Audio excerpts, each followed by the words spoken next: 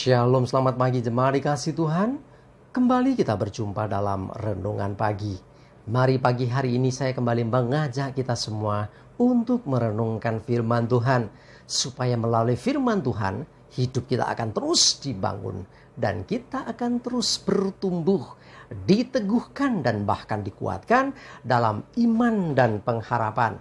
Karena firman Tuhan adalah kebenaran yang memerdekakan hidup kita. Firman Tuhan juga yang menjadi pedoman bagi hidup kita, menjadi sumber kekuatan kita, dan bahkan firman Tuhan juga yang akan terus menuntun dan menerangi langkah hidup kita. Ya, mari jemaat dikasih Tuhan, sebelum kita merenungkan firman Tuhan, kita akan berdoa terlebih dahulu. Bapa di surga, kembali Tuhan pagi hari ini kami datang ke hadirat-Mu. Sungguh kami mengucap syukur atas segala kebaikan Tuhan, atas begitu besar kasih setia-Mu ya Tuhan. Rahmat dan anugerah-Mu, berkat dan kemurahan-Mu, perlindungan dan penyertaan, pertolongan dan juga bahkan pemeliharaan Tuhan atas hidup kami. Terima kasih ya Tuhan. Dan pagi hari ini kembali kami mau merenungkan firman Tuhan. Mari Tuhan singkapkan dan nyatakan kebenaran firman-Mu atas kami. Dan juga Roh Kudus, urapilah kami ya Tuhan. Sehingga kami bisa menangkap pesan Tuhan dan juga melakukannya dalam hidup kami. Terima kasih ya Tuhan. Di dalam nama Tuhan Yesus kami bersyukur dan berdoa. Amin. Mari jemaat dikasih Tuhan, kita akan buka Alkitab kita. Renungan pagi hari ini saya ambilkan dari Matius 7 ayat yang ketiga. Saya bacakan. Mengapa engkau melihat selumbar di mata saudaramu, sedangkan balok di dalam matamu tidak engkau ketahui? Jemaat dikasih Tuhan, ini bicara tentang penghakiman, tentang bagaimana mudahnya orang menghakimi saudaranya, menghakimi orang lain. Ya, menghakimi dalam arti melihat kelemahan, kekurangan orang lain. Padahal diri kita sendiri juga tidak luput dari kesalahan. Ya, diri kita juga ada kelemahan. Diri kita juga mungkin ada hal-hal yang negatif yang seharusnya kita bereskan itu terlebih dahulu. Ya, firman Tuhan mengatakan, mengapa engkau melihat selumbar di mata saudaramu? Selumbar ini apa toh? Saya coba cari tahu di Kamus Besar Bahasa Indonesia, KBBI.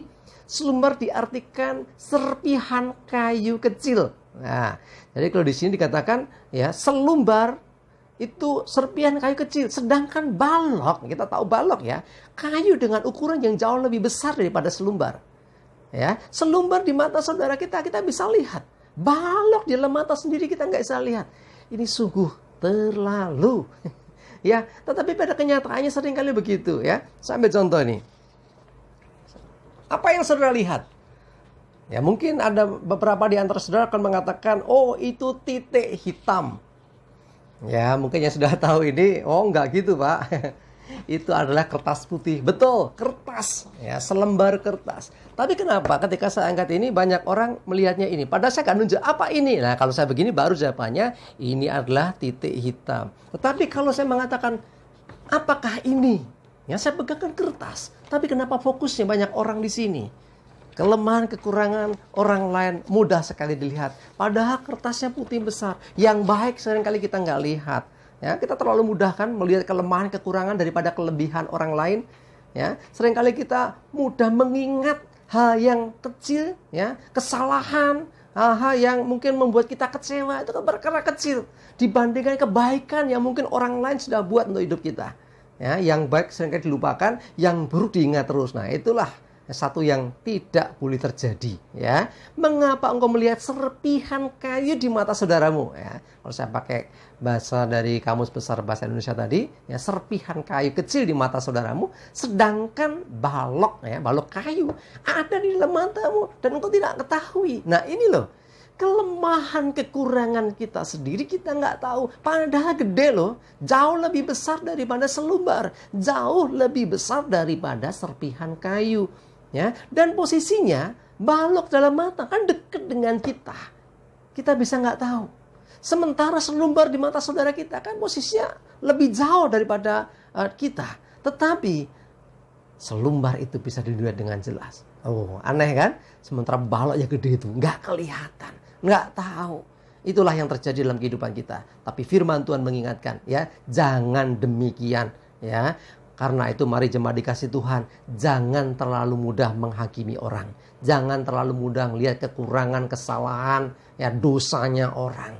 Bahkan seringkali orang yang suka nyari-nyari kesalahan orang. Jangan, ya, karena kita sendiri juga punya kesalahan. Kita sering buat juga kesalahan. Ada kelemahan dalam diri kita. Ada kekurangan juga pada diri kita. Alangkah lebih baik dan bijaksana kalau kita justru introspeksi diri. Jadi melihat ke dalam diri kita. Apakah ada sesuatu yang salah dalam diriku? Adakah sesuatu yang harus aku benahi dalam diriku? Nah, itu namanya introspeksi diri. Jadi mengevaluasi dirinya sendiri. Jadi tidak menghakimi kepada orang lain, tapi lihat dirinya sendiri dulu. Nah, kalau sudah kita bisa melepaskan, membereskan balok yang di mata kita ini, maka penglihatan kita akan lebih jelas. Sehingga kita tidak mudah menghakimi dan melihat kelemahan orang lain, tapi justru kita bisa menolong orang yang mengalami kelemahan. Orang lain yang dalam mungkin mengalami beban hidup, mengalami banyak kesalahan-kesalahan dalam dirinya. Kita bisa menolong mereka karena balok itu tidak menghalangi pandangan kita.